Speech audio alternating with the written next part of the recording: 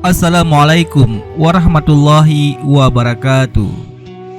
Sahabat YouTube Bang Raju Channel yang dirahmati Allah, di kesempatan ini kita akan membahas tentang Karomah Al-Habib Ahmad bin Hamid yang jarang diketahui.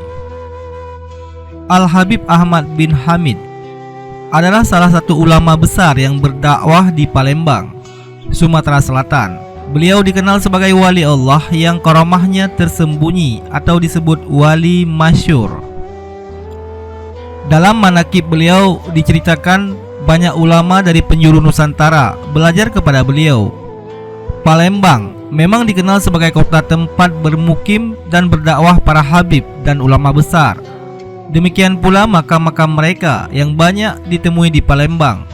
Nama beliau adalah Habib Ahmad bin Hamid Al-Kaf. Beliau lahir di Pekalongan, Jawa Tengah dan dibesarkan di Palembang.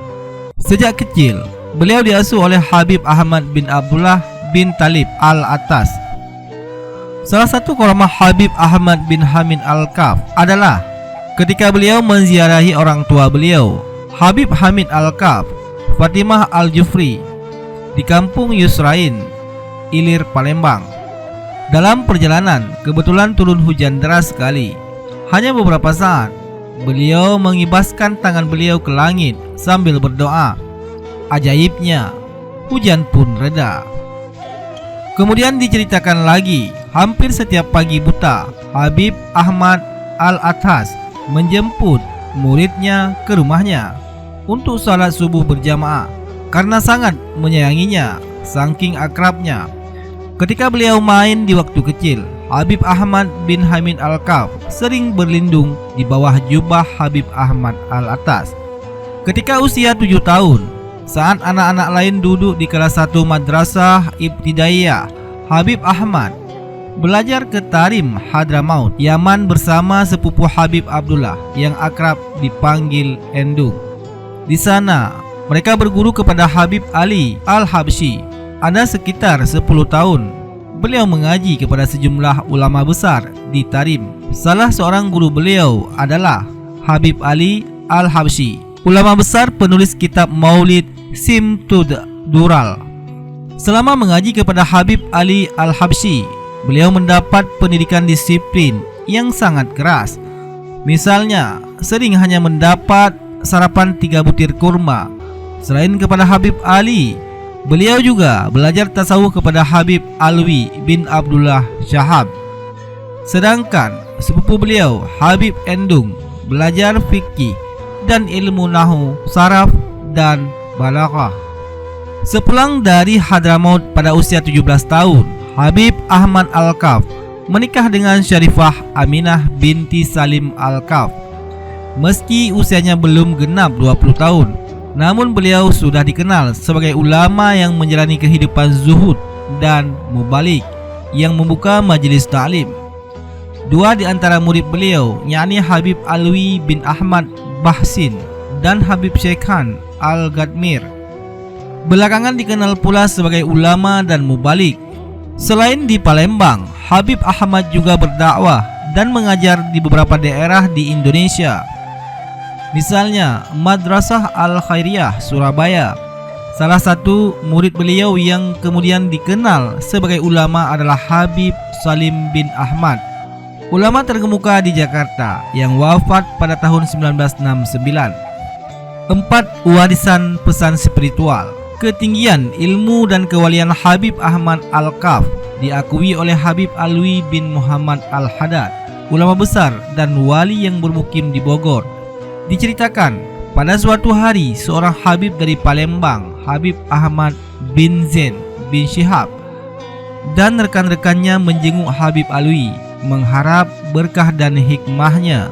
Mengetahui banyak tamu-tamu dari Palembang, dengan spontan Habib Alwi berkata, "Bukankah kalian mengenal Habib Ahmad bin Hamid Al-Kaf?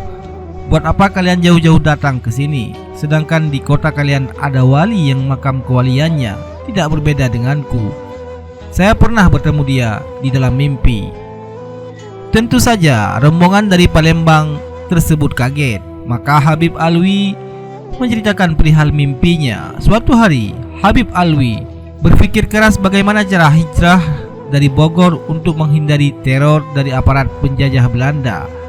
Beliau kemudian bertawasul kepada Rasulullah SAW, dan malam harinya beliau bermimpi bertemu Rasulullah SAW, memohon jalan keluar untuk masalah yang dihadapinya. Yang menarik, di sebelah Rasul duduk seorang laki-laki yang wajahnya bercahaya. Maka Rasulullah SAW pun berkata, sesungguhnya semua jalan keluar dari masalahmu ada di tangan cucuku di sebelah ini. Dialah Habib Ahmad bin Hamid Al-Kaf. Maka Habib Alwi pun menceritakan persoalan yang dihadapinya kepada Habib Ahmad Al-Kaf, yang segera mengemukakan pemecahan jalan keluarnya. Sejak itulah Habib Alwi membanggakan Habib Ahmad Al-Kaf. Sebagaimana para wali Allah yang lain, Habib Ahmad Al-Kaf juga selalu mengamalkan ibadah khusus. Setiap hari misalnya, mursyid tarikat Alawiyah tersebut membaca salawat lebih dari 100.000 kali.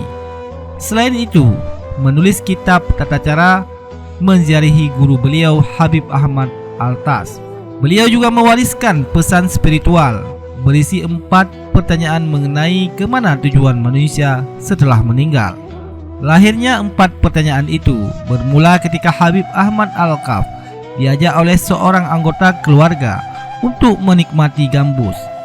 Aku belum hendak bersenang-senang sebelum aku tahu apakah aku akan mengucap kalimat tauhid di akhir hayatku. Apakah aku akan selamat dari siksa kubur? Apakah timbangan amalku akan lebih berat dari dosaku? Apakah aku akan selamat dari jembatan Siratal Mustaqim? Itulah yang dimaksud dengan 4 pertanyaan yang dipesankannya kepada murid, keluarga dan keturunannya. Habib Ahmad Al-Kaf wafat di Palembang pada 25 Jumadil Akhir 1275 Hijriah atau 1955 Masehi. Jenazah beliau dimakamkan di Komplek Pemakaman Telaga 60 nomor 14 Hulu Kota Palembang. Beliau meninggalkan 5 anak, yaitu Habib Hamid, Habib Abdullah, Habib Burhan, Habib Ali dan Syarifah Khatijah. Wallahu a'lam bishawab.